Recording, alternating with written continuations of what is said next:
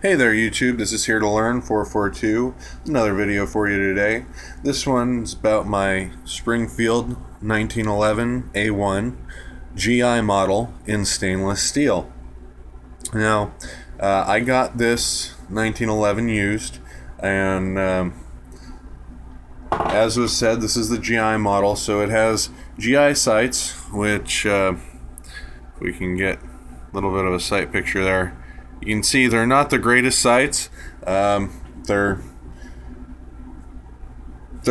real short, real small notch, and they're not the greatest sights.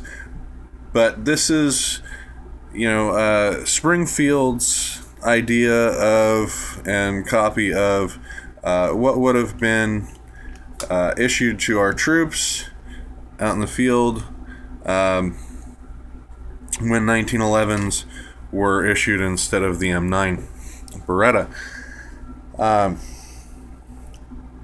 Obviously, like all 1911s, this is a single action only, so if the hammer's down, can't pull the trigger, nothing happens. 1911s have a couple of safeties. One, they have a grip safety here. If that safety is not depressed, you cannot drop the hammer by pulling on the trigger. They also have this wing safety here. It's a thumb safety. Now, on other models, you'll see ambidextrous thumb safeties for the 1911s, but on the GI model, it's only on the left. Very firm click into place and out of place on the Springfield. If you're familiar with the 1911 models, you're aware that there's no spring pressure pushing up or pushing down on the slide lock here. The only pressure there is a small spring in this cavity, which holds the detents for both the safety here as well as for the slide lock. Now, a magazine will have a slide lock actuator here, which will push up on that slide lock and lock it back. And when you rack the slide on a 1911, what happens is there's an angled cut there that pulls the slide lock down, and that frees up the slide to move. Now, beautiful thing about the Springfield 1911s and all 1911s that I've ever shot is they have a great trigger. There's a slight amount of take up. I have shot some high-end 1911s, including Les Bears. There's a slight amount of take up here, and then a very clean, candy cane-like crisp break. And they're just a wonderful trigger to shoot. Now, the 1911s, I can't put the safety on now because the 1911's design only allows for the safety to be put on if the hammer is back. This allows for carry of a loaded round, of a loaded chamber, with the chamber having a round in it, and not having to worry about accidentally bumping the trigger and setting off the firearm when drawing with this hammer back. So you can carry with one in the chamber, and since this is a single action, you need to have that hammer back to be able to fire. It's nice to be able to pull it out, hit that safety, and go ahead and take your shot without risk of an inadvertent touch of the trigger and setting off of the cartridge prematurely. Now, as far as the grip angle goes, a lot of people really love the 1911. I cut my teeth shooting with a Glock, and I've become more accustomed to the Glock grip angle, I can take quicker follow-up shots with it and am more accurate with it than I am with the 1911. However, my wife is the opposite.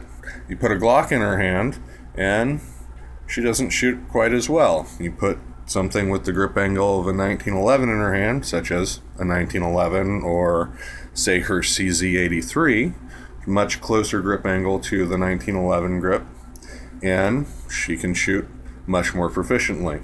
So as far as that war goes between, you know, polymer frame and Glock versus 1911, I say it's all personal preference. We won't get into the cartridge war, cartridge debate, because that doesn't matter. As you may know, the standard caliber for 1911s is the 45 ACP. That's what this one is chambered in. I believe all of Springfield's GI models are chambered in 45 ACP. They do come standard from the factory with a magazine this size, except that this is a Kimber 8-round magazine and the standard magazines hold 7 rounds. Now, this is what the firearm looks like with a standard magazine in place. Now, there are 10-round magazines available.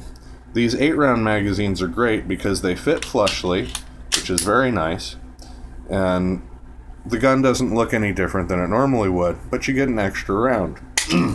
When you move up to the 10-round magazines, like this Chip McCormick mag, that becomes much less discreet. You get a much longer pistol grip, much longer handle, and this firearm looks unbalanced. It's not unbalanced. It's actually fairly easy to shoot with the 10-round magazine, but it looks kind of silly. So it is nice to have the option of moving to an 8-round magazine without adding an extension to the floor plate on the 1911. As far as disassembly is concerned, with the GI models from Springfield, they use the standard old-style 2-piece guide rod. So takedown is fairly simple. Now this is field stripping. We're going to push down the button here and turn this barrel bushing. Well, I'm going to go ahead and lock the slide so it doesn't move around. Turn that barrel bushing, and we're going to let that plug out. Turn the barrel bushing back through the spring and pull it out. Now I'm going to unlock the slide, and right here on the slide, this is your slide stop notch, but this back here is your takedown notch. And yes, I am aware I have an idiot mark on this gun and a number of scratches. This gun gets used and I'm not worried about scratches on it. The idiot mark was there when I got the gun, but had it not been there, I probably would have put it there. As I do disassemble and reassemble fairly often to clean. So you want to line up your hole there, or your notch there, and then from the other side, you're going to push on that little pin, which is the bar for your slide stop lever. I'm going to go ahead and pull that out, and it's holding a small piece that's attached to the barrel, which we'll get to in just a moment. Now that we have that out, we can slide the slide off, turn it over, push the spring back, pull it up and out. Make sure that this link, which is what our slide stop lever was going through, make sure that this link is in the down position.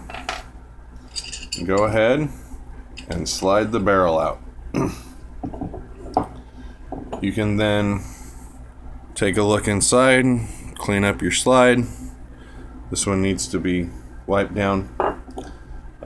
Clean your barrel, check it for any corrosion, and you can then further take down your frame if you would like to also. Reassembly is reverse of disassembly. So you can take your slide, turn it upside down, take your barrel with the link in the down position, slide it in, slide it all the way to the back. Now, one thing I didn't show you is that there are recesses in here for the locking lugs, which on the 1911 barrel are on top. And those are the locking lugs that lock into the slide and give the 1911 design a lot of its accuracy. So we're going to go ahead and slide that barrel in. Then we're going to flip the link up. We're going to take our spring with the guide rod and be sure to take the notched portion and put it up against the barrel. So the spring is going to go through here, and this notched portion here is going to go down against the barrel. That way it can slide and move if it needs to. Now, at this point, while I'm holding the slide upside down, I'm going to take the frame upside down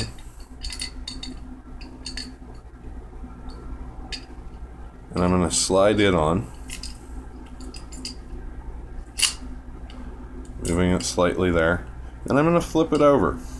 And I'm going to look through the hole here to see when the bushing lines up with the hole. You're not going to be able to see this on camera, but if you have a 1911 and you've taken it down and need to reassemble it, just know that you need to look through that hole and move the slide and possibly the end of the barrel back and forth slightly until you can see the bushing is lined up. You're then going to wiggle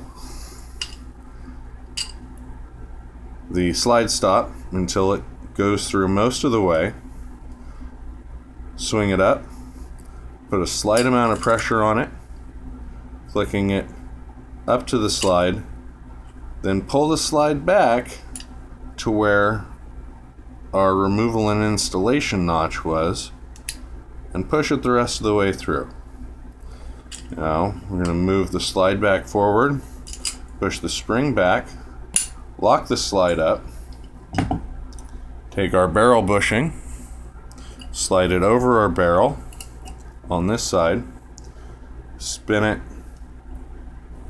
clockwise through the spring to this side, take the plunger, push it down, slide the barrel bushing back around, and now it's locked in place.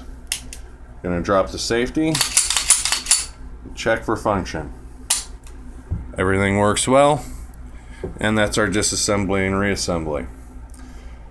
If you have further questions about the Springfield 1911 GI model in stainless steel, it's the Milspec GI model in stainless steel, please leave any questions or comments in the box below.